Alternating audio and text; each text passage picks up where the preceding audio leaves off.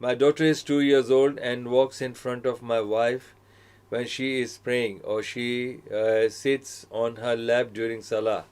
Can we leave her to do as she wishes, or will it affect the Salah? No, mashallah, lovely thing. You are following the sunnah of Prophet Muhammad Sallallahu, which he used to do with his grandchildren. So, alhamdulillah, his grandchildren used to do the same thing with him. Forget about your wife and your daughter. It's Prophet Muhammad and his grandchildren doing with him. So, alhamdulillah, it says, let it be like that, and it won't affect the salah. And alhamdulillah, gradually she will remember, believe me, take my word. Maybe after some times she will copy your wife.